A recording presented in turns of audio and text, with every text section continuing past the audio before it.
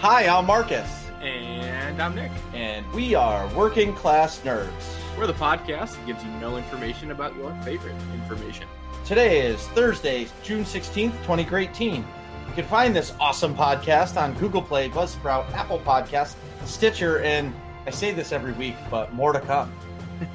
Yes, I have not gotten onto YouTube or anything like that, but I'm working on it. We should do a live show one of these days. One of these days. What episode are we on? 16? Maybe we'll do like 25. Perfect. We'll do a live show the 25th. Book it. All right. So this week's episode, we're comparing regular old RPGs. That's right, the gaming genre. We're comparing regular old RPGs with their MMO counterparts with fellow AIE Guildie Bishop. Rack Evan was going to come on as well, but he had a work conflict. So Bishop, tell us a little bit about yourself, what games you've been playing, and what you're doing in them. All right. Well, let's see. Basically, I am 52-year-old computer nerd by day for casino and a Sith Lord at night. Awesome. Yeah, that is great. I like planes, trains, and automobiles, and all that is the dark side. Absolutely. So when you say planes, trains, and automobiles, are you a car enthusiast too? Yes, a bit. I am. Yes. Really? 69 Chevy Camaro. There is no substitute. Wow, that is a nice car. That's a nice name drop. I actually had two in my life. Not that year. First one was an 88 IROC Z. Then I had a 97 Z28 30th anniversary edition. Wow. That was a sweet car, man. 350, 6-speed on the floor, posi rear. Oh, that thing was sweet. 1969 was a great year for muscle cars. The 1969 Mustang Mach 1 is legit too. No, the Nova is the nicest car they ever came out with in 1969. Oh, to each their own. Yeah, to each their own. But I didn't know that about you. So what about planes? Have you ever flown a plane? No, I have not. Not in real life. I've flown virtually on the PC. I've done it. I'm a bit of a well, I do like jets, but I'm like kind of a World War II fan. I like history, and I'm probably my one of my most favorite airplanes, P-38 Lightning. Oh, wait, which plane is that? It's got two engines on it. It's a fighter, but it's two engines. Oh, that's cool. I think I know the one you're talking about. I'm sure they had it at our local air show. Yeah, they probably did. I mean, I do like the P-51 Mustang. That's a sweet ass plane, and I've also liked the F4U Corsair, which Navy and Marines both flew. But I think the P-38 probably would be my favorite because it's really cool. It's just different. It's probably the most different. And from what I've heard and understand about you, Friday nights you're a conductor because you have the most epic train assembly ever. Well, Friday nights, it depends on which Friday. I am one of the assistant leader with Atlantic County 4-H train club, and basically we do model railroading. We teach kids anywhere from 8 to 18 about model railroading. We set up displays, do different things. We have a really good time. And if I'm not doing that, our meetings are like first and third Friday, and usually all the other Fridays, we usually go over our leader's house and just play with his train layout. He's got a nice train layout, rather large, in his basement. We go over, hang out, and just run trains and chill, have a good time, and talk. Are they now the trains? Are they to scale? You know, because remember last night, I don't know who showed us. Oh, maybe it was Brian. He was showing us the pictures of those trains.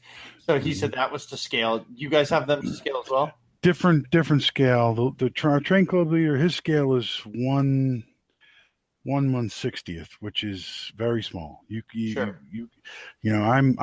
My scale is 1/87th, and the scale that you were probably looking at was probably like maybe 1/16th.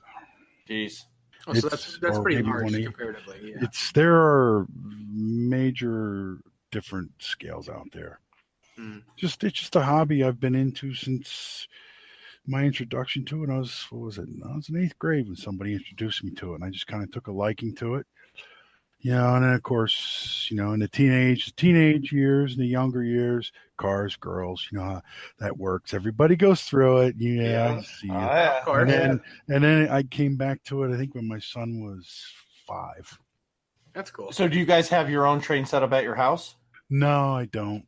I haven't done that yet, but that's gonna happen. It eventually, it will.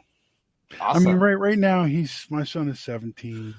He's a junior volunteer fireman, and he's kind of concentrating. Yeah, it is. I'm very pleased, and he runs with his mother. She's a volunteer fireman. He runs fires with her, and now he's doing his thing, and he's got friends, actual physical real friends outside of that are not on the computer, that he actually hangs out with, that are like around his own age, that are junior firemen. So it's a good thing. That's a great thing. That is a good kid. That's cool. I love him. Quick question about that. To be a volunteer fireman, do you need to have your EMP certification as well? No. Okay. No, there are classes that it depends on the fire company, but that's what I thought. Yeah. Where I am, there are classes you take at a local college, and they do have fire schools you have to go to. Okay. Yeah. I know. See, I'm asking because I have my EMT certification for Massachusetts and Connecticut. Well, that helps. But I don't actually use it where I'm currently working. But I know a lot of fire departments require you to have an EMT certification as well as your firefighter training. Yeah, I think they offer it, but to my knowledge, no, because our ambulance is a separate entity. Yeah, it's a private company. That's how a lot of places work. I was just curious. Yeah, it's different. Sure. So what games do you play? Well, as you know, I am a Tor player. I also have a life subscription in Star Trek Online, which my tune is my main tune, which is named Bishop, is spelled the same way, is in the AIE Guild in Tor. My MMO life started with Star Wars Galaxies, Sony's Star Wars Galaxies, and it probably, I want to say 15 years ago. Wow, is that long ago that came out? I can't remember, but I was playing when it first came out. Then I stopped. Then I started back up. Literally, I was a guild leader of our guild for a while, and we had a good group. We were doing all the heroics. We had all the jewelry, everything. And then I finally switched servers, and I moved to because the guys just kind of stopped playing. And I moved to a different server and got in with another guild and got some more life out of it, which is great. But that's there's other than that, there's a couple of train games I have on my PC. They're virtual. I've played. They're just like, I guess like RPG type games or single player, Yeah, I do. Well, then we'll get into that later today. Absolutely. I've also played World of Warships. World of Warships. Is that a mobile game? It's both. It's on the. It just recently got on the phone, but it's a PC game. Wow, I didn't know that. I thought it was only a mobile game. Nope, it was on the PC first. It's like you've heard of World of Tanks, right? Yeah. Yes. Same company. Except naturally, right? Yeah, except they're like, hey, we're gonna make tanks. Oh, why not do warships? Yeah, let's make some money. I've played that. That's pretty cool. I've played that. Yeah, but I do. I've played, like I said, I've played in the past. I've played like Knights of the Old Republic, the RPG one. I've also played. I played all the Jedi Academy, Star Wars Jedi Academy ones. Those are great games. Yep.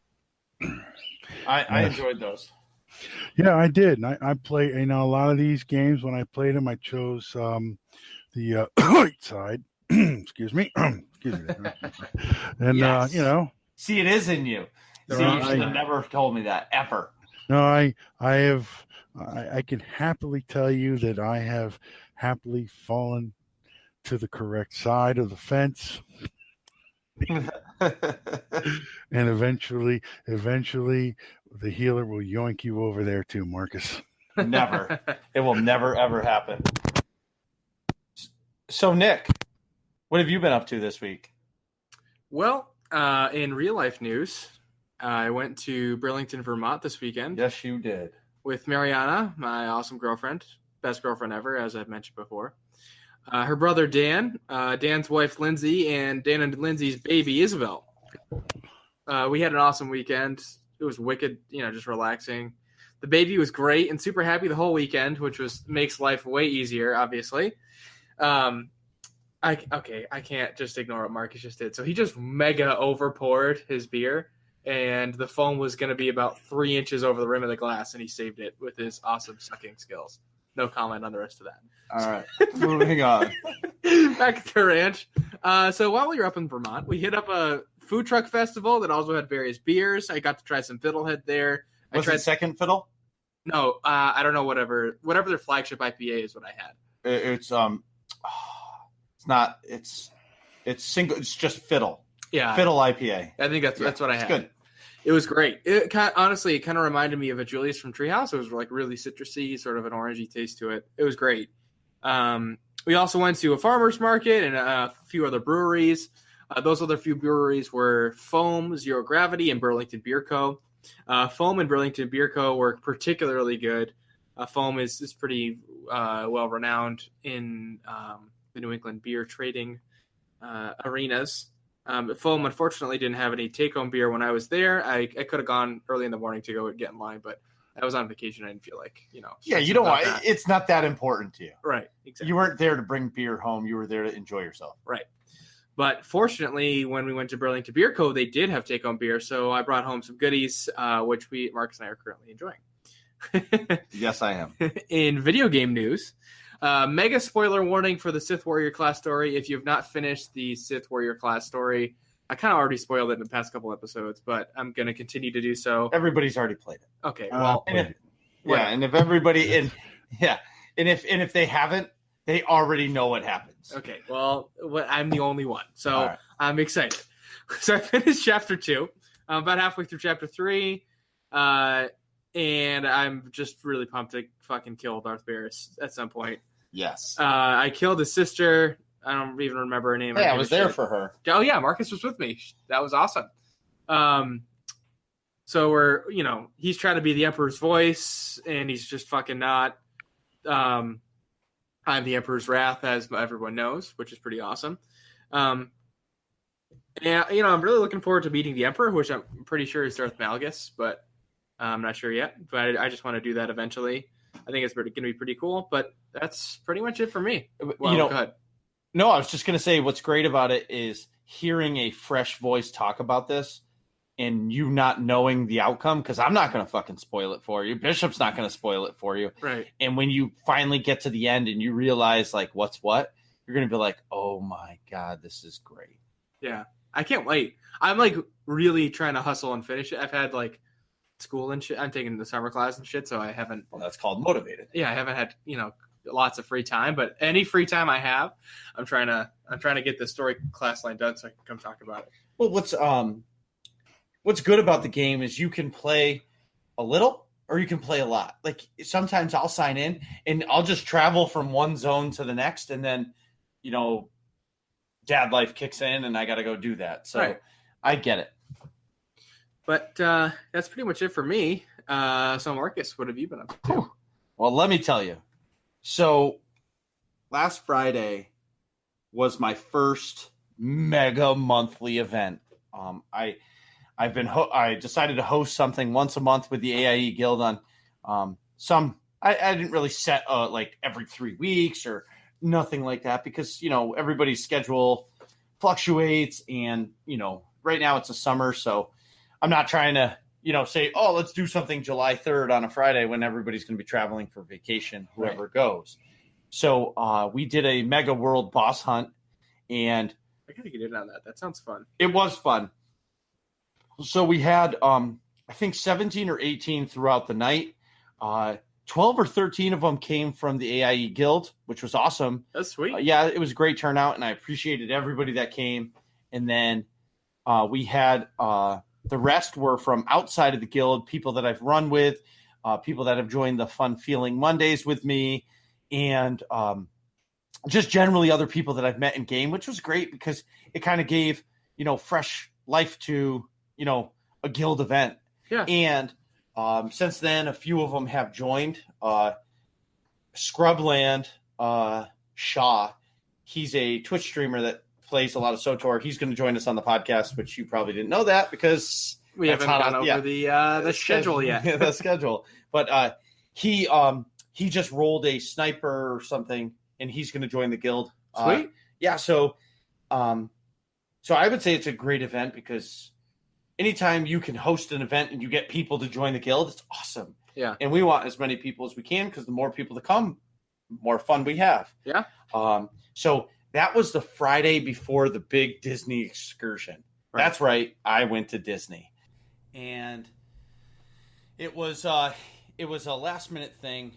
So we're having our other kid coming in October. So my wife was like, I want to go to Disney and I want to do one more special thing with our daughter. And I was like, yeah, all right, whatever. So you don't seem pumped. No. So I booked the trip and it was great. I was all excited, and then some stuff happened at work where I couldn't go, so then I relegated my mother-in-law to go with Carrie. And when she went, so she was going to go, blah, blah, blah. And I'm like, fuck, I'm going to surprise them. And a friend of mine said, dude, you're going to get the greatest hug in your life from your daughter when she sees you there. Yeah. And I was like, no. He's like, oh, yeah, that's going to be a hug you remember for the rest of your life. I'm like, all right. So I booked the trip, didn't tell anybody. Yeah. Going to fucking Disney. Yeah, and you're surprising them. Wait, when did they get there and when do you show up? So they got there Saturday morning. I land at like 11 o'clock at night on Saturday. Okay. So I basically had to fend for myself to figure it out. And fast forward to the morning, I'm all excited to see them. I'm standing there waiting, and here they come. I'm all excited. I don't say anything, so I finally say hello. My wife's excited. My mother-in-law was excited. Julia, my daughter, ran the other way screaming, I don't want you, running away. Wow. Like, I was arms out, ready for the biggest hug of my life, and she was like, nope, fuck you, Dad. Why are you here? Wow. Oh, yeah. A 2.5-year-old, whatever. Yeah, I think she's probably just, like, so shocked that you were there, she didn't, like, know what to do. Probably, and it was, like, 7 o'clock in the morning. Yeah, she didn't have her coffee yet. Yeah, exactly. Exactly. Well, she didn't have her milk yet. Yeah, I know. Your 2-year-old doesn't drink coffee, literally. I try to get her to, but she doesn't. Well, yeah. I offer her my iced coffee all the time, but she refuses to do it. Yeah, she thinks it's nasty. Yeah. Like, no! Runs away. But anyway, so Disney is great. I got to see Toy Story Land. I didn't get to ride any of the rides. Spoiler, the new Toy Story Land is set in Andy's backyard. That's awesome. And the Slinky Dog is the next roller coaster. Oh, the Slinky Dog. I thought you meant like Andy's dog. No, not the Golden Retriever. Oh. The Slinky Toy Dog is the roller coaster? Yeah, so you're riding the awesome. Slinky Dog. Oh, that's wicked cool. Yeah, so when I don't know what ride we were on, and I saw it from up there, and I saw Star Wars Land. I saw some crazy-ass structures. I couldn't tell what they are yet. Yeah. That place is going to be fucking crazy. Yeah. Then I was talking to some guy that worked there, and I think I told you this before. He was talking about the Star Wars Hotel. Yeah. It's going to be $900 a night, minimum of 2-night minimum. Double yeesh. Jesus. Well, fuck, I want to go. I know, you do know? too. I would 100% go and stay there. Dude, can you imagine staying and then you go down to like the bar at night? It's the cantina. It is. That's the whole point. They're going to have like alien bands playing there. Yeah, it's going to be. They say that the hotel is going to be so immersive that you're not going to want to leave the hotel. That's what I want. You're going to go drink Carillion rum. Wow. You know what I mean? Like I want the blue milk for breakfast. Damn it. Yes. Like that's what I mean. Like yeah, that's worth $900 a night. But it's $900 for the night, but it's going to be $30 for the blue milk. Yeah. Well, whatever. It's Disney. I'll pay an arm and a leg. Yeah. Exactly. So anyway, I spent my time at Disney riding the carousel, Yep, because that's what Julia liked. Yep. We met Mickey Mouse in that. We met Mickey the last time we were there, and it was cute. But, like, this time, like, Julia basically told Mickey she loved him. And, like, she, like, ran over to him, gave him a hug, and then went back and gave him a high five. Like, I think the Mickey character, whoever was playing the Mickey character, was a girl. Because she was, like, so compassionate and, like, she was stomping over, or Mickey was stomping over to the kid, and then, like, she saw that the kid was, like, kind of getting shy. And she backed up 2 steps and then got down real slowly, got to their level, and just put her arms out. Or his arms out. Yeah. And was like, okay. And then they etched closer and closer. And, like, it's funny having kids and seeing how many parents do different techniques. Yeah. Like, our technique to get Julia to warm up to the characters is the autograph book. That's the sign. So right. She carries around this fucking autograph book that all these characters sign. Mm-hmm. And that's like her segue into talking to them. Right. Without words. So she just hands it to them and kind of runs away. But then they have to hand it back, but they hold it a little close, and then she goes and gives them a hug. Ah, okay. So we did that. Spent some time in the pool. Man, I've never been to Florida in the summer. Don't fucking go. Okay? Okay, yeah. Just don't do it. It's like 100. It's like it's like the anti-Nike logo. Don't do it. Okay? Because it is so fucking hot, man. And every day at 4 o'clock pours. Thunderstorm. Like, one of the days, I think it was Saturday, from 4 to 6, it fucking poured. Like, it was a monsoon. Like, a hurricane was there for fucking 2 hours. Thunder like crazy. Lightning was everywhere. I was sitting out on, like, our little patio balcony thing. The veranda. And it was fucking crazy. I was watching lightning strike everywhere. I'm like, why the fuck would you ever want to live here? Yeah, like, we get thunderstorms here in New England. Yeah. But, you know, we get a thunderstorm, but they get it every fucking day. Yeah, that's. And it's hot as balls, dude. You walk outside, sweaty nuts. That's well. See, you gotta rock the baby powder. In my personal They say opinion. it's bad. It causes cancer. Well, I'd rather have dry, friction-free balls than.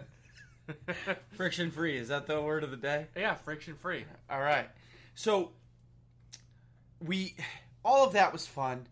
I did get to sneak to Hollywood Studios. So Julie was napping. I was like, I need to go to Hollywood Studios. I want to get the little baby boy a gift. Yeah. So I went to Hollywood Studios all alone, and it's funny is all the Disney parks you can get a beer at except Magic Kingdom. Yeah. That's where we spent most of our time. Yeah. So at Hollywood Studios, I knew exactly what bar to go to. I walked right to the bar, ordered the beer that I wanted, and then just mosey on through.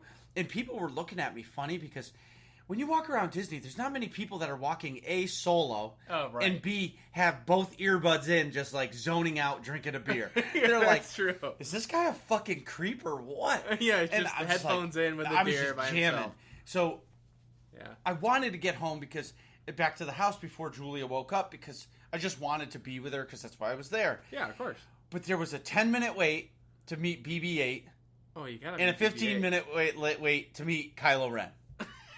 So I stood in front of the Y in the road, and it was like, oh shit, which do I pick? Or you can take a hard right and just go to the store. Mm-hmm. So I'm standing there, and the clerk guy says, "Excuse me, sir, do you have a problem?" I was like, "Yeah, I'm having a life crisis right now. It's probably pretty dangerous to be around me." He goes, and I'm not thinking like 2018. I'm just thinking I'm being funny, right? Yeah. And the guy's like, "What do you mean?" Like I was like, "Do I go to BB-8? Do I go to Kylo Ren, or do I just go buy my baby a gift and go back before my other kid wakes up?" And he looks at me. It's kind of a no-brainer. And I was like, fuck. See you later, Kylo. See you later, BB-8. I gotta go. So I went into the store. I would have gotten a picture with Kylo, but that's just me. Although a 10-minute wait's kind of out of the way. 10 minutes isn't a long time, dude. Well, I've seen waits are like 3 hours. That's true. Yeah. You know what I mean? Yeah. So anyway, I went into like their like art gallery / like they have all the props. Yeah. Like the real Kylo Ren helmet and that's cool. All that shit. So like I got to see all that stuff, but I've seen it. I saw it 6 months ago when I was there. Right. So it was not as wow factor for me. Yeah. I was a man on a fucking mission. Yeah, you're getting in, getting out. So I found this print. Oh my god. Yeah, go ahead. Claudia something drew it, and it's, you know what a timeline is, right? Yeah. So it's a side-scrolling timeline, but it's of all the big points of the movies. So it starts off at like episode 1, and it shows like Naboo, like the Naboo, and it like goes through. And if I remember it, I'll post it to Twitter. But it like shows the two different. Yeah, I bought the print, and it has like the 2 Death Stars in it, and then it shows the success of that. It's fucking great. So that'll go in my kid's bedroom, which I've gotten my wife to accept the fact that because it's a boy, it's going to be a Star Wars themed room. Awesome. And as we mentioned, I think we talked about this with Dent. Yeah.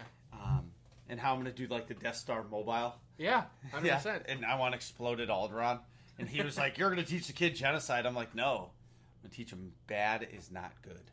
Right. But anyway, light side is the right side. Light side is the right side, Bishop. Or he could channel his anger and use it. Yes. So, long story short is Disney was great, and I got home Tuesday. Yep. And it was fun. Last night, with the SUP team, we did EV and KP, and Bishop's our main tank on that team. He just jumps and we kill. But we did EV and KP, which are the first 2 operations in the game to get our new full-time member gear. So we had a player leave the game. We think he left the game because he like left all the servers. Like we can't even find him. He quit the guild, the whole 9 yards. And it's sad to see him go. I really liked him. He seemed like a nice guy, Yeah. And it was just one day. He was like, "Hey, my sub's up. I'm done. See you later, guys. Deuces." Yeah. But I didn't even get to say goodbye to the guy. I was like, all right. Usually people stay in the Discord, so you can say, "Hey, man, good luck, whatever." Yeah. So, hey, Ned, if you're listening, see you, man. I hope to see you again someday. Good player. Liked him. Yeah, he was a great guy. Yeah. I hope everything goes well for him.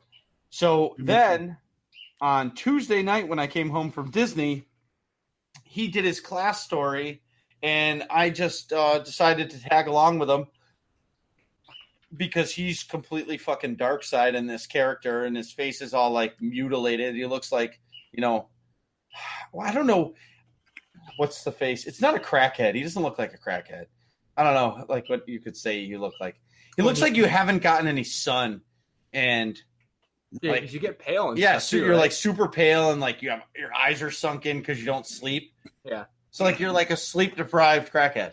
I guess. Oh, that makes sense. Yeah. Crack lamps you up and stuff, or like a crystal meth smoking person. So anyway, I'm following Nick around on his class story, and he's making all these fucking crazy dark side choices, and we end up against Barris's sister, and all he's been talking about the whole night with me is how he wants to kill Barris.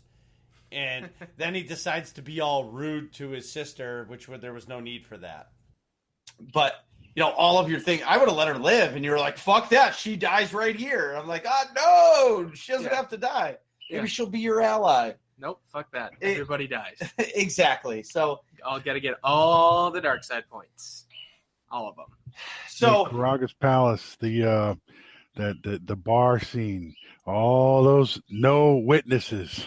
Exactly. No witnesses always. I think that's listen, maybe they're trapped because they owed Karaga or Jabba money. Nope. And they're there because they have to be, and you guys just fucking kill these guys. There's no need to kill them. Oh, no. Yeah, I think there was some Jedi. They were where they shouldn't have been. Wrong place, wrong time. They must die.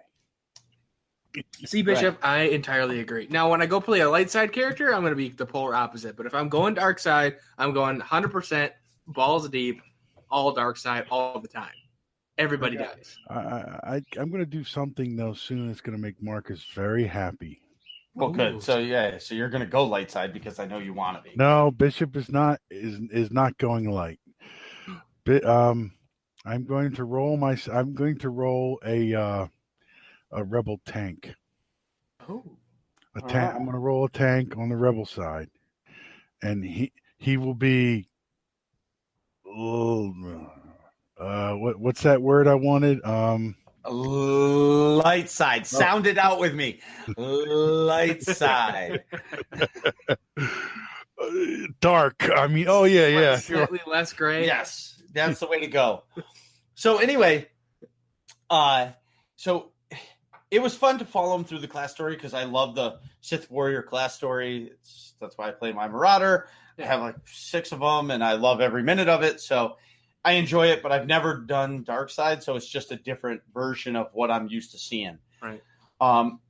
Also, too, I missed Fun Feeling Mondays this week, so Brian covered for me. Thanks, Brian. I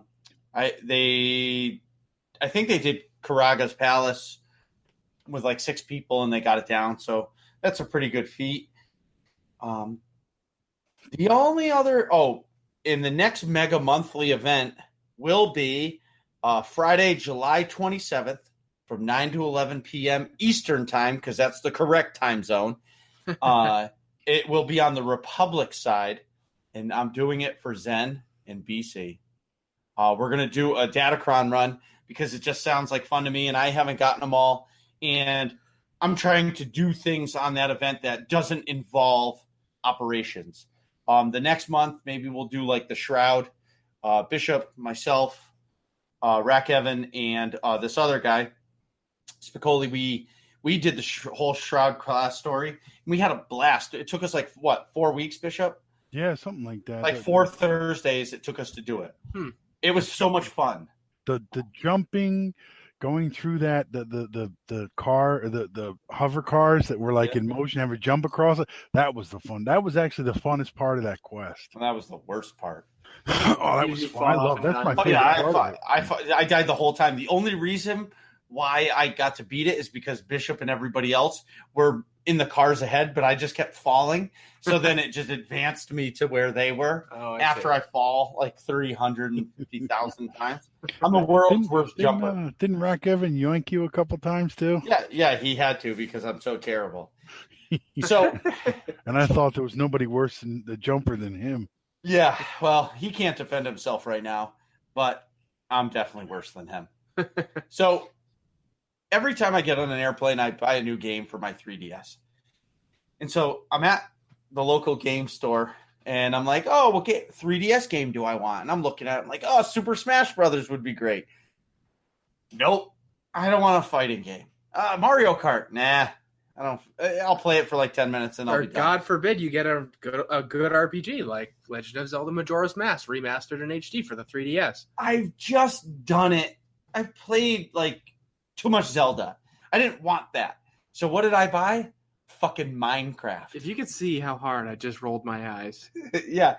So, all right. So here's the story. So I buy Minecraft, and right after I'm walking out of the store, I get a picture from Dent, former guest, our resident movie reviewer that you guys make fun of me for. The Masterson of movie reviews. Yes. See, now you're hooked. It's ingrained. That's who he is. But anyway, he sends me a picture of himself wearing the Death Star Mickey ears. Oh, that's pretty cool. Well, it was fucking cool. And he's like, hey, do you got your Mickey ears? Yeah. And I was like, well, obviously I got R2-D2. And he's like, and I was like, I just bought Minecraft for the 3DS. He goes, that's not good. And I was like, why? He's like, because you're going to go into a rabbit hole. I'm like, no. He's like, yeah. So I get on this fucking Southwest plane. Yeah. I sit in my seat. I like the window seat because I'm a big guy. So I lean against the wall and I just kind of take up less room for the other people. Yeah. And I don't like getting bumped in the aisle. The aisle seat's awful. Yeah. So long story short is I just had a technical difficulty. Is it good? I think it's better. Yeah, it's good. Okay. So long story short, you don't like the aisle because what? You get bumped all the time. When I'm a big guy, so when somebody walks by me, I can't help that my fucking Smith & Wesson arm is sticking out into the aisle, right? So, oh my God. Yeah. So I looked down and started playing this game. Yeah. I looked up because the plane's wheels hit the ground. And I was like, we're here? And I looked down at my 3DS and I was like, and I still haven't found coal to start a fire. What the fuck have I been doing for the last 2.5 hours? That's awesome. So needless to say, I get to Disney, do that. On the way back, I was a little more attentive because I didn't realize somehow, some way, I think Carrie screwed me on this. I picked a seat. I guarantee you I picked a window seat. And all of a sudden, I'm at a complete diagonal on the aisle seat right next to them. And I'm like, I'm calling shenanigans. Well, was it a Southwest flight? No, it was JetBlue on the way back. Oh, yeah, you definitely have assigned seats. Yeah, you definitely have assigned seats. So I asked her, I said, did you change my seat? And she goes, no. But I would never pick an aisle seat unless there was no window seats available, but there were. Huh. So I'm calling shenanigans on my wife. Anyway, Back so in the ranch. I looked down. I would play until she'd like scream my name across the way because Julia wanted to say hi to me, my daughter. And so then I came home. Mind you, Mind you, while I was in Disney, I ordered on Amazon a Minecraft book to be here for when I got home. Which is sitting on the counter next to us. Yes. And so I downloaded it for the PC. It's awesome. I'm completely and utterly flabbergasted that you like this game. I tried it before and I just can't get into it. I like exploration and sandbox games, but it's like too open for me. I've got to hook you up with my son in Discord because he has Discord. He can teach you how to play the thing. Well, I have no idea, and I don't need to, but he ran a server and everything. He was good at it. Wow, I like it. That's dedication. So, if all of this sounds fun and you want to come play with us in SOTOR, you hear that? Us now, Nick. Us. Oh yeah, not just me. Us. We're on the Star Force server. And you can go to AIE-Guild.org and get our Discord information and then ask an officer there to get you a guild invite. We would love to have you. So hot off the press today, we got a little message from Eric Musco. Nick, do you want to read that? Sure. So this is from Eric, SOTOR Eric. Hey, folks. One of the topics we have seen quite a bit of feedback about is the viability of tanks in PvP. There are a few reasons for this, which we'd like to address down the line, but we have one change planned for 5.9.2, which we hope will help their survivability in PvP. This will also help incentivize tanks to wear tanking gear in PvP. And the bullet point is critical hits are now affected by shield/absorb. Currently, only regular hits from players can be impacted by shield procs. By including crits, this gives the potential for much more damage mitigation for tanks while being targeted by DPS classes. Here is a very basic example. Let's say a normal hit would do 1,000 damage, and a critical hit would do 2,000 damage. You are a tank with your shield procs. You reduce damage by 25%. Previously, you could reduce the normal hit to 750 damage, but would always take the 2,000 from a crit. After 5.9.2, you can also reduce the critical hit damage down to 1,500. This allows shield and absorb to be a direct counterstat to crit rating for DPS classes. Let us know your thoughts, Eric. So basically, what they're saying is they're trying to entice tanks to wear tank gear in PvP. Yeah. And they're trying to say, hey, we're going to make it fun for you to survive. Yeah. No matter what happens to you. Mm-hmm. So I can understand that. I don't do a lot of PvP because people are really mean in PvP. Really? Like if you don't when you play Call of Duty Domination, if you're not going for the right flag, they're like, you're an idiot. Yeah. It's basically like that on steroids. You need to know all the meta game stuff. Yeah. Yeah. And I'm terrible at it. I found Overwatch was a bit like that after a while. I left for a while and then came back and didn't know what I was doing and I got yelled at a bunch. Yeah. I've PvP'd in Tor, but it's been a while, and I don't know. And I think I may have tried it on the tank. I tried it on Bishop, didn't like it. It's no fun, so I ended up going to a DPS class. A lot more fun to PvP on. Yeah, for sure. Also, we have still no information on the public test server for all the PvP changes. There's really been a no news train for a while now. And honestly, it's getting a little frustrating for me because, I'm hearing players leave the game because there's nothing. And they're telling us all of this stuff is coming, but they're not saying anything. And I said this last night, and I guess I'm going to go down the negative train real quick. I know the answers are coming, but throw something out. Throw a screenshot of a planet that we're going to go to. Hey, coming soon. Here's a screenshot. Give us something to get us excited about. Right. Instead of just saying, Yeah, exactly. A bone. Throw us the milk bone. Yeah, put dangle the carrot on the stick a little bit. Right. Like, give us something to make us excited.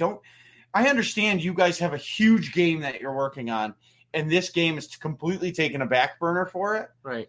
But I understand that. There's got to be give one us or something. two devs doing something. Yeah. It's because if they don't give us something, people are going to leave the game and not come back. They think just because they leave the game and then you announce something cool, they're going to come back. Most people go, fuck you. I'm not going to sub again to a game that you're doing this. You know what I mean? Yeah. And that's my one negative train. BioWare, please give us some stuff. Give us something to talk about. And like, I don't ever like to be negative. Yeah. I don't like it, but I just want something. I can understand that. I mean, I know what you're saying. It would be nice to know something is coming, some fashion, as opposed to like nothing. Right. And I understand the PvP changes are something that's coming. I do get that. I understand that, but and this is going to be, but it's not for me because there's always something that's not going to be for me. I'm actually excited for the PvP changes because people get excited for that. Right. It's just like when there's, 2% of the SOTOR population play ops. There's people that don't even do that and they've played the game for 6 years. Right. But they give it to me and I get excited. So I'm excited for the PvP people, but give a PvE something with it. Right. Flashpoint, a 2-minute dialogue that is like a prequel to what's going to happen. Like you go meet Lana or Theron or somebody and they're like, hey, this douchebag's coming. Watch out. And oh my God, did you see the cutscene? Now people are excited about the game again. Right. I mean, to me, doing that is better than saying nothing. Yeah. Mm-hmm. So yeah, no, I can't disagree with you there. It's, and even PvPers, they still jump in, and I'm sure they've played their class story and stuff going. Some of the single player content, I'll bet you they played that too. Yeah. So it's not just the PvE stuff is not just for PvEers. You get people that play all aspects of the game. I mean, until I joined AIE, I had very limited experience playing ops groups. Most I've ever done was like flashpoints and some of those little 4-man. Oh, the uprisings. Yeah, thank you. Couldn't get that word out. The uprisings. And Rack Evan and I, a lot of times we'll just do them and pull out 2 DPS companions and go to town. Right. Exactly. So that's it. That's my complaint of the night. Yeah. Because they say no news is good news. Not in this situation. It's not. Any game is like that. Any single game. If you stop telling people and stop communicating with your player base, it's going to negatively impact your players, and it's going to negatively impact the way they see the game. Period. No ifs, ands, or buts. I agree. Never see one that doesn't. And and the thing that kills me is, and I understand this is completely different because it was like the real first one. There's still millions of subscribers to WoW, and there's so many people that play World of Warcraft every day still, and like their community tells them, "Hey, look forward to this. Look forward to this." They're constantly doing stuff, and I just feel like the difference is Blizzard has its own entity, which is World of Warcraft, where Star Wars: The Old Republic is a Star Wars game, which is owned by Disney and EA, and they're controlling everything else. Right. So, that's my rant. I've got a one of my coworkers who also works for Rack Evan too. He is a World of Warcraft player. Yeah. Mm-hmm. So, and they get news all the time. They get news. They get content. They get a lot of stuff. There's a lot of stuff in that game. Yeah, they say if you started playing that game at level 1, it could take you years to get to max level now. Wow, really? There's so much content. Wow. Yeah, it's just not my genre. That's why I've never played. I know people neither. have tried it and played. I like the sci-fi genre. That's why I've stayed away from a lot of these games that don't, Star Wars, Star Trek. Right. Yeah. So, Nick, you want to take a quick break? Yeah, I would love to. All right. We'll be right back. And we're back. So today we're discussing RPGs and MMORPGs, why we prefer one or the other, and what we like about them. But before we get right into that, I actually had a bit of a Star Wars question that I thought of before the podcast. Just kind of I don't know, something to wrap your head around. So before we start, if you were force sensitive in real life, what side would you trend towards? You have access to both Jedi and Sith teachings and can do whatever you want with that knowledge. So which side would you trend towards? Light side. 100% light side? Bishop? Yeah, all the time. Dark side. So I would probably be straight down the middle. I'd like to use both. Not me. I won't argue that. I could see doing that too, but not basically being gray Jedi or gray Sith. Yeah, that's what I would go for. So like I don't have enough Star Wars knowledge to know what side is really better at like healing stuff. But I'd eventually want to go in the medical field, so I'd like to have a lot of healing abilities, if you will. But so I think that's Sith because Jedi can't bring people back from the dead, right? Yeah, I mean, and the thing is too, being gray, dark, you're learning dark and you're learning light. Knowledge is power. Right, that's what I was thinking too. So since Marcus is only light, he's weaker. Right. Not really. I'm not. I'm just. I'm sorry, more man. calm, and I'm not a calm person. Right. At all. Right, so it doesn't fit you. You must fall to the dark side. Right. Yes, I think I'd like to tap into the dark side for combat stuff because I think that's pretty clearly the more powerful combat. Mace Windu. Yeah, like Mace, exactly. Mace is a great Jedi, right? Mace Windu was a Jedi. Mace Windu was a Jedi Knight, but I've read the reason this crystal was purple because he managed to stuff a red one and a blue one in his lightsaber, which makes red and blue makes purple, and he bordered on the edge of dark side with his power. He was strong, right? And he was good in combat. It's just kind of I guess really nitpicking, but I read somewhere that when he uses Mace Windu is the only Jedi that you see doing like a backhand slash, and that's typically a Sith move. So it's just further evidence that he's, sort of a gray Jedi. If Anakin Skywalker had not intervened, he would have beaten the Emperor. Yeah, he would have killed him. He would have killed him, and it would have been done and over with. Mm-hmm. For sure, and that is totally not the Jedi way. The Jedi way is definitely to take him prisoner and have a trial and stuff. But Mace Windu was going to straight up kill him. He flat out said he's too powerful to leave alive. Yeah. That's a Sith mantra. So today we're going to dive into RPGs versus MMOs and the differences. Yep. So I guess I'm going to first ask you, Bishop, and then Nick, you can answer. What is your favorite RPG? And then what is your favorite MMO? Bishop? I don't really know because I really don't do RPGs that much anymore at all. So okay. I don't really have a favorite, I guess. You know what I mean? All I play is Tor anymore. Yeah. Which I think that's my favorite MMO. But RPGs, there's really... I've played a few different ones, that are not sci-fi, like my train games and stuff like that. And I haven't played any, there's a few other things, but I don't really have a favorite. Just kind of whatever breaks the monotony, but I like Tor.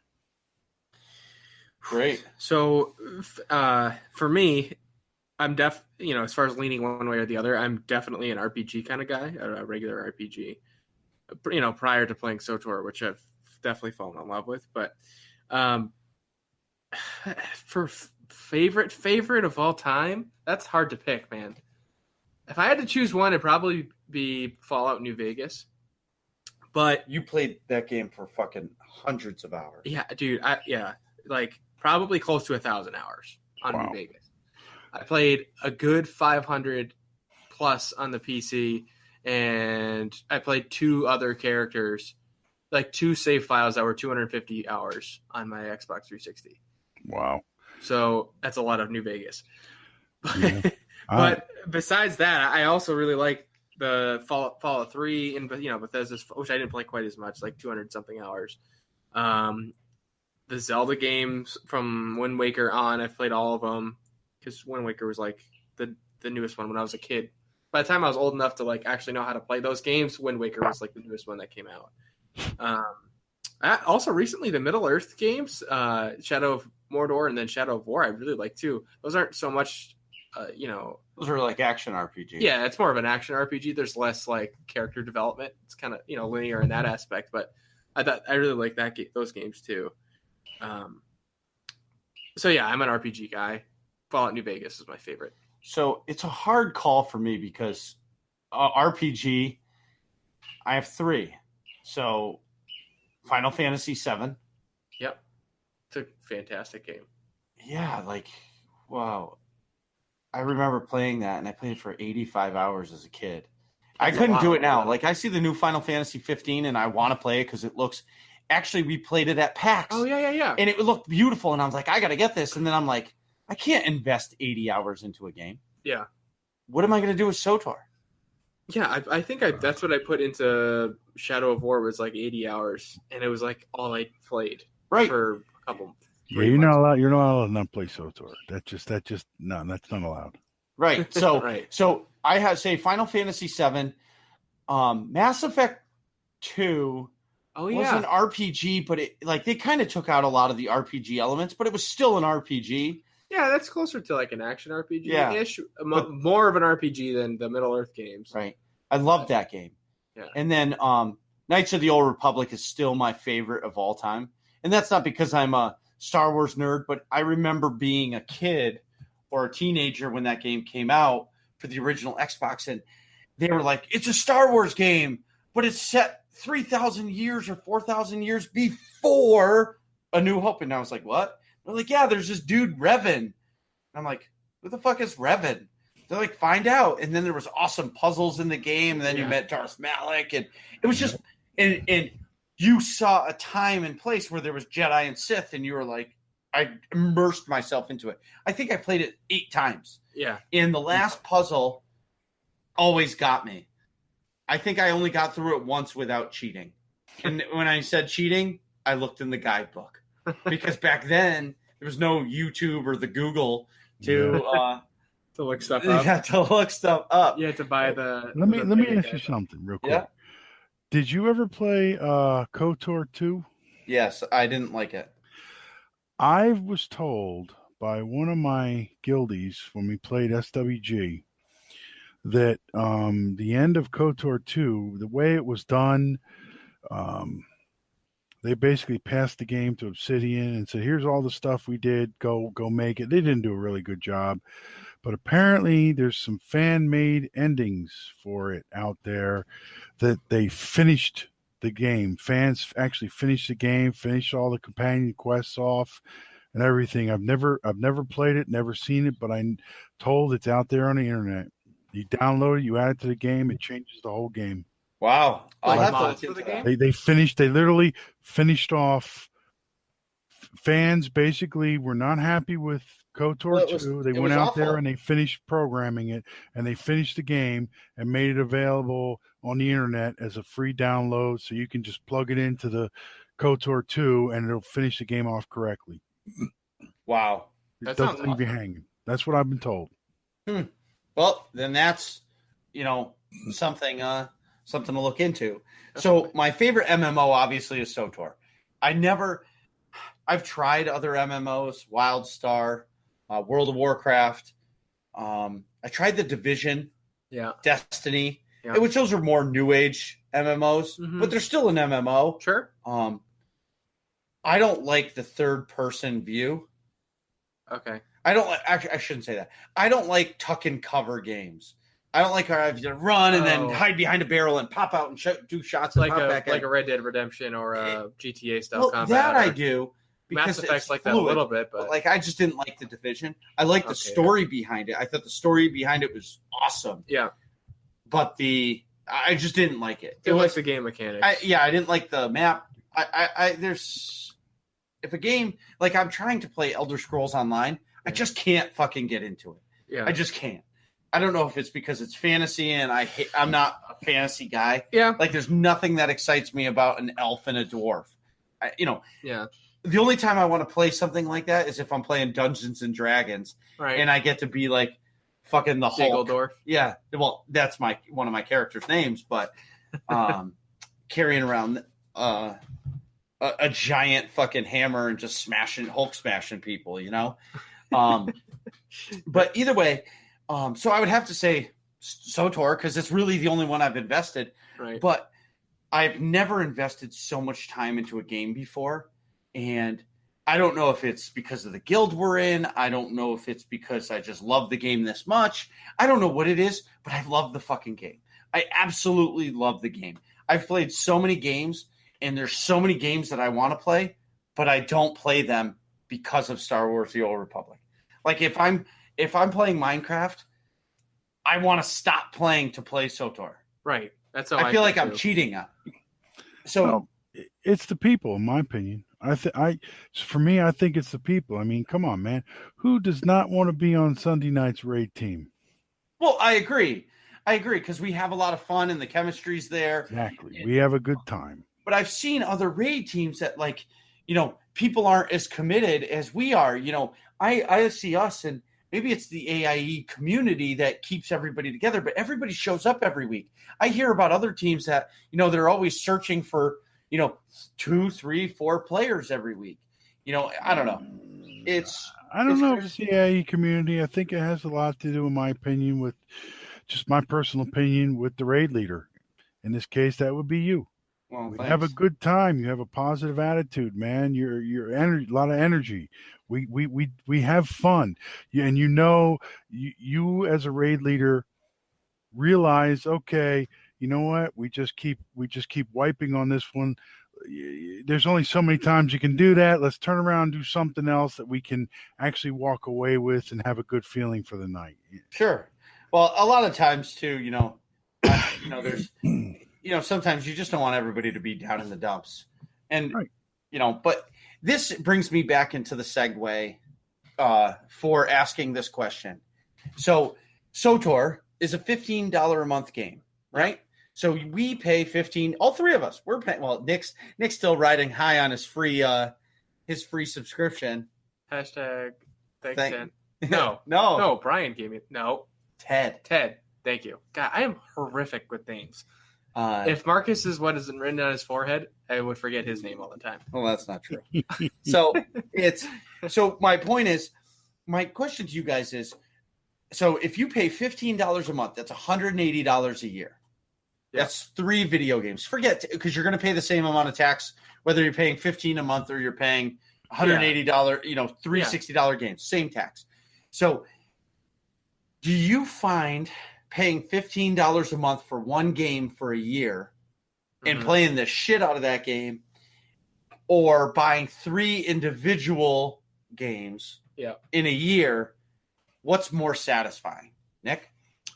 I would say if you're willing to play that game all year long, at the one game for $180 a year is worth it for sure. It's like, for example, I'm obviously subscribed to SWTOR, and I can see myself playing it for at least, a year. So I think SWTOR is worth it. But when I played New Vegas, I definitely played $180 worth of time for that. And I probably played all of the Bethesda, and you only paid RPGs. $60 for it. And I only paid $60 for it, or in some cases even less. Or, sometimes actually I paid $120 or maybe more than $60, I should say, because I bought it for 2 platforms. But still, yeah, I would say it's definitely worth it. If you're putting in that much time to where you're playing 2 or 3 games worth of time on one game, it's worth paying the extra money for. And I think it's fair to give the developers or company or whatever that made that game and made such a playable product the extra money. Yeah. What do you think, Bishop? I'm actually subbing on 6 months or whatever. I think 6 months is the max you can do at one time. I do the maximum sub, which is huge. If that kind of half answers it right there. But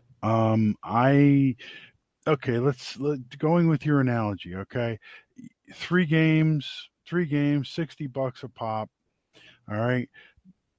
Are they going to be 3 games you're going to play? Going to be 3 games you're going to get bored of? Right. You know, Yes. you play for a little bit and then pass it off, and then okay, it's basically all right. Well, I'm done with it now. I beat it. I did my thing. Tour, different story. There's Right. a lot of stuff to do. They're still putting things in the game, and to at least experience everything once is going to take a while. You know, Right. and then there's the people dynamic, which is a whole different animal. Right. Of You know, it course. just adds to the game. Yes.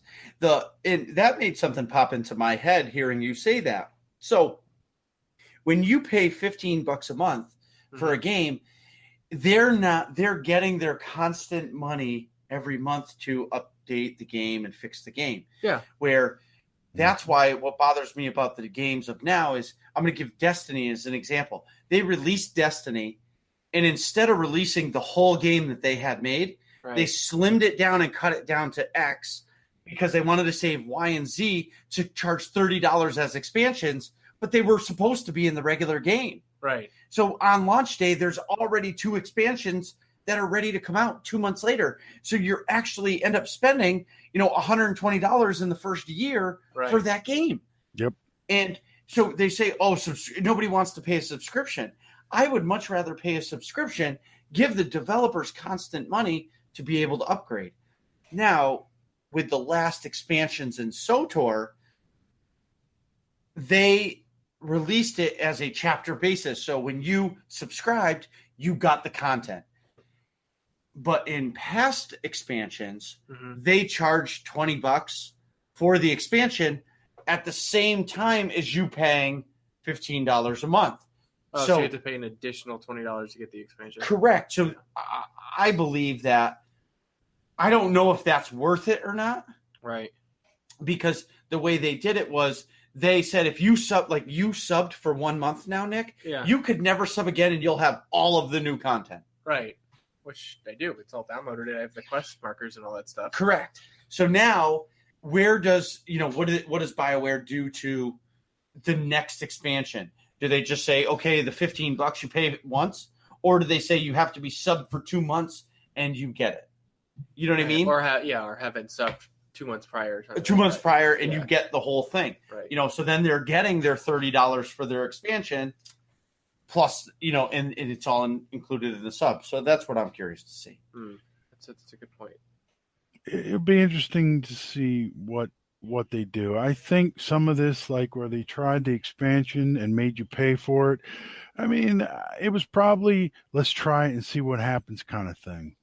You know what I mean? And maybe they've tried it and it didn't work out so well because lately it's been, you get stuff if you're subbed, 2 months prior to this, you'll get it. Or when you resub, you'll get it. Or, you just need to be subbed to get the content. And okay, whatever. It's actually worth it because I don't have any limitations on what I can do. I can have as many characters as I want. And I can, biggest thing is I'm not limited on what I can do. I can play and run ops and anything else as many times as the game will allow. Sure. So that brings me into my next question. Actually, sorry, but not to cut you out, but before we move on, I just want to make one more point that I had here. Just to further what your analogy of subbing $15 a month is well worth it.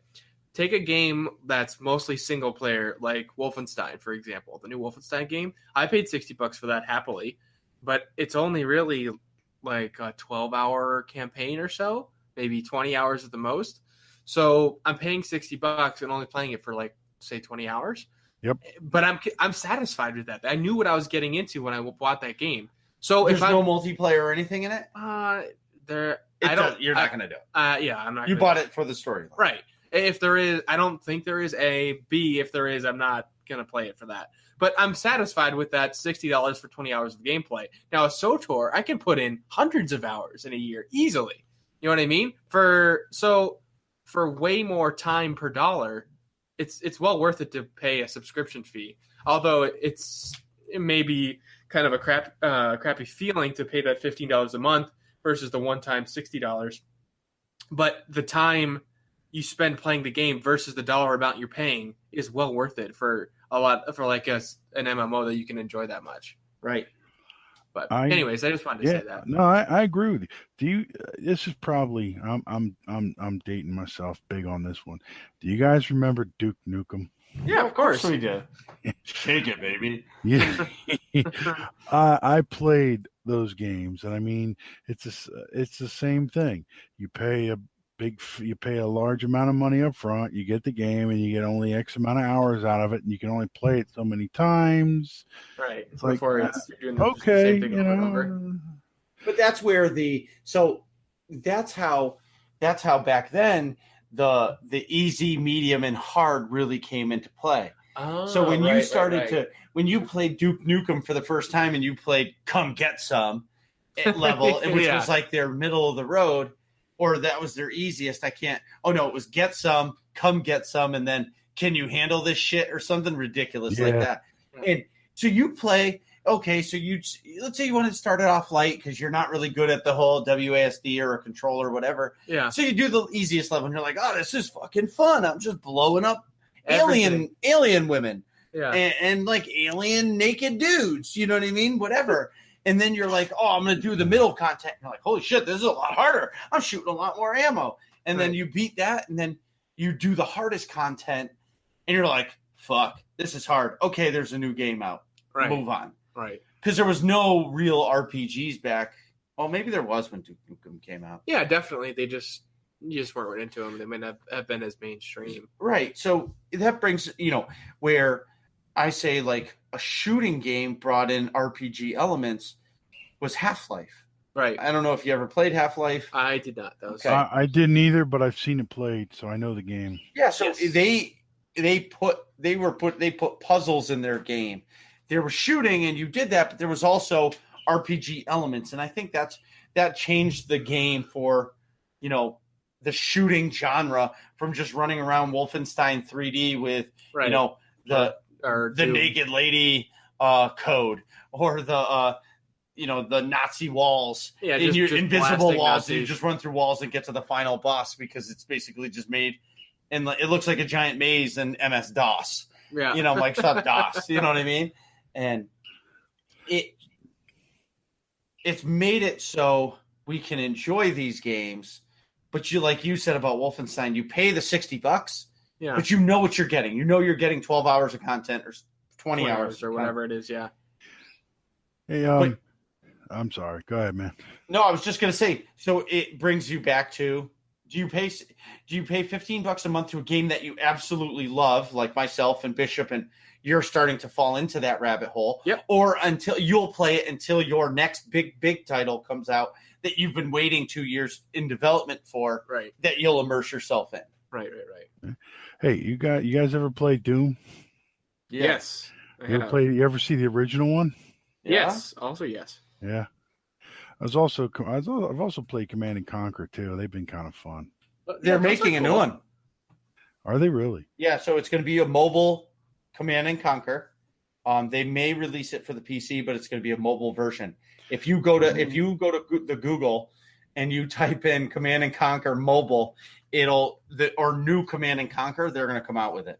That's cool. There's another one I played too, and I can't remember what it's called. It was a turn-based sci-fi type game where you moved, and the map would reveal itself to you as you moved, and I can't remember what it's called. StarCraft? Nah, not StarCraft. Yeah, I can't remember. Kind of like StarCraft, but yeah. We actually had a gamer conference one time in Atlantic City years ago. Well, we did last year, but I mean, many years ago, StarCraft and League of Legends. That's cool. And League of Legends is still, they just hit 1 billion subscribers on Did Twitch. they really? On Twitch. They have 1 billion subscribers. League of Legends is the biggest game in the world right now. Is it really? Yeah. Bigger than Warcraft? Oh, it blows it away. We're to 1 billion subscribers. Wow. When they have the League of Legends tournaments, like the actual esport, there's hundreds of thousands of people watching it on Twitch. That's crazy. They did in the early days. They did a StarCraft and League of Legends at Bally's in Atlantic City, and it was neat to see. I mean, literally, I helped set that one up, and that was the first year they had. They took a AMD chip, and they were nitrous cooling it, and playing League of Legends had like overclocked to 4 gigahertz. Whoa. 4.2 gigahertz or 4.3 gigahertz, and they were playing League of Legends on 3 monitors, smooth as silk. I was watching like, wow. That's awesome. And I want to run 4K on 3 monitors. I need another Titan. Yes, you might need 2 more. No, I think 1 more will do it. Think so? I've been researching it, but my wife will kill me. So what she doesn't know won't hurt you. Oh, she'll see it come out of the PayPal account. Oh. So she'll be pissed. Anyway, so I got to ask you, why do you like MMOs or RPGs? I guess, which do you prefer? Yep. And why do you play them, Nick? Well, let me just put a little caveat before I dive in. I really like SWTOR, so SWTOR's kind of screwing up my typical answer here. But you just started playing it, right? So it could be flavor of the month. A month. That's true. A month ago, I would answer it like this. For me, I really prefer an RPG. You know, like I said before, I'm big into like basically Bethesda's first-person RPGs. Fallout 3, Fallout New Vegas. I liked Fallout 4 a lot too, but just it was a lot different. I played Oblivion a lot, and I played the shit out of Skyrim. The biggest thing is probably has to do with like the escapism of it. I get to be a character in a world totally separate from, normal reality, and I can just, go and play and don't have to think about whatever might be stressing me out in real life. You know what I mean? And something that in an MMO or even a shooter or something like that might be multiplayer, that would take me out of that is, seeing other people's usernames and stuff can remind me, if I stop and think about it, I always know I'm playing a game, but subconsciously I might forget a little bit if I'm playing an RPG and I'm walking through Skyrim.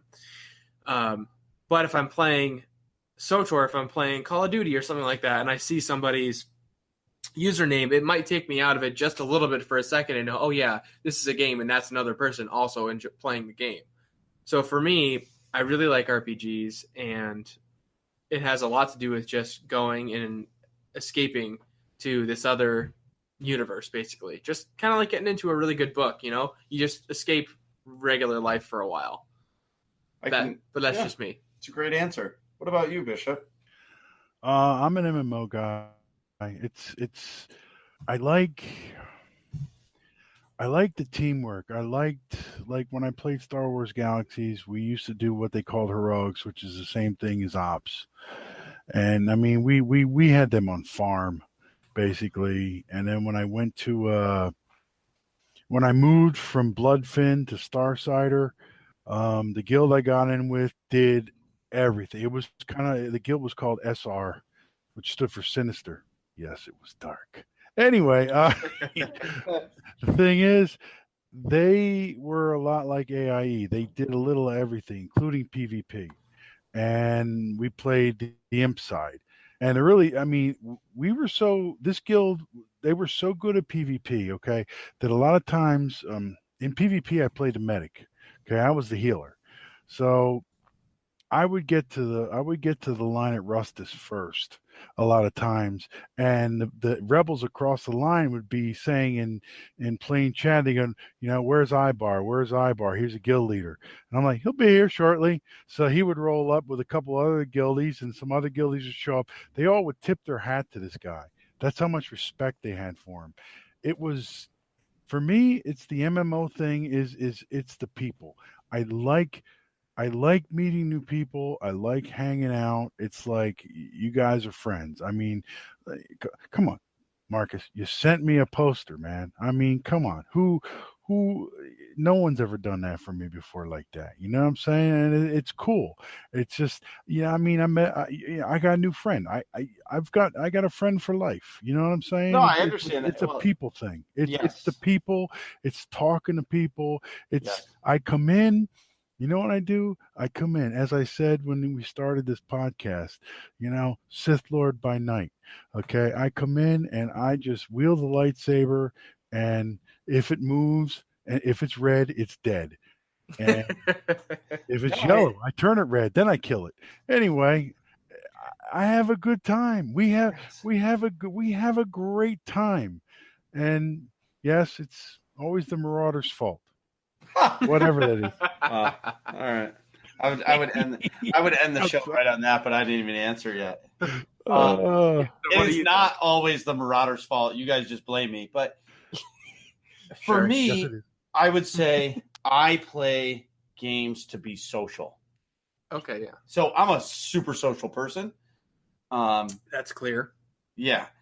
I enjoy conversating. I enjoy playing games with other people. That's why I loved people talk shit to me like, how could you have ever played Call of Duty? I'm like, what do you mean? Back in the day, when the first 12 people that signed on after work all got into one thing, and we just talked shit to each other all night long until it was time to go to bed. Like, dude, you're 4 and 12. Are you gonna fucking wake up at some point tonight or what? Yeah, exactly.